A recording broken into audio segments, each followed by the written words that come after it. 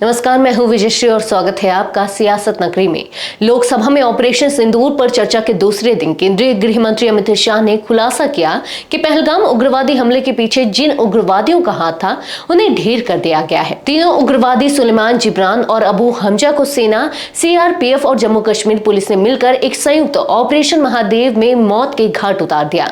गृह मंत्री ने बताया कि 22 मई से 22 जुलाई तक इन उग्रवादियों की हर गतिविधि पर नजर रखी गई। इनके सिग्नल ट्रैक किए गए, सेंसर लगाए गए और वैज्ञानिकों की मदद से गोलियों और सबूतों की पुष्टि की गई। लेकिन सवाल यह है कि क्या केवल उग्रवादियों का मारा जाना ही पर्याप्त है?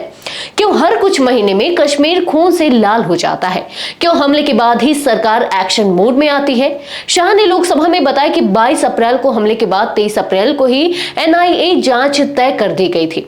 सुरक्षा एजेंसियों ने 1055 लोगों से करीब 3000 घंटे की पूछताछ की। 22 जून को जिन दो लोगों बशीर और परवेज ने उग्रवादियों को पनाह दी थी, उन्हें गिरफ्तार कर लिया गया। पूछताछ में सामने आया कि 21 अप्रैल की रात तीनों उग्रवादी AK-47 और M9 टर्बाइन हथियारों से लैस होकर बैसरन पहुंचे थे, वहीं खाना खाया और रात गुजारी। अमित शाह ने यह भी कहा कि जो कारतूस घटनास्थल से मिले थे उनकी FSL जांच हुई और 6 वैज्ञानिकों ने वीडियो कॉल के जरिए पुष्टि की कि वही गोलियां इस्तेमाल हुई।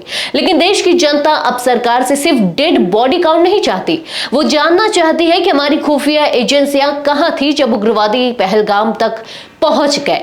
हम कब प्रोएक्टिव बनेंगे? कब हम ऐसा सिस्टम खड़ा करेंगे कि उग्रवादी सीमा पार से सोच भी ना पाए?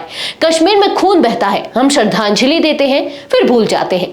सवाल यही है, कब तक? संसद में आंकड़े सुनाए जा सकते हैं, लेकिन जमीनी हकीकत यही है कि उग्रवादी अब भी घात लगाकर हमला कर रहे हैं और आम नागरिक अब भी डरा हुआ है। सिंदूर शौर्य का प्रतीक है, लेकिन क्या उस पर हर बार खून की छींटें पड़ती रहेंगी? अब वक्त है सिर्फ जवाबों का नहीं, ठोस बदलाव का, ताकि अगली बार ऑपरेशन की जरूरत ही ना पड़े। आज के लिए बस इतना ही। अगर आपके इलाके में कोई राजनीतिक लापरवाही, भ्रष्टाचार या जनहित से जुड़ी समस्या है तो आप चुप मत रहिए, अपनी शिकायत हमें भेजिए। सियासत नगरी आपकी आवाज को मंच देगा और जवाबदेही तय करेगा, क्योंकि अब हर सवाल होगा सीधा सत्ता से।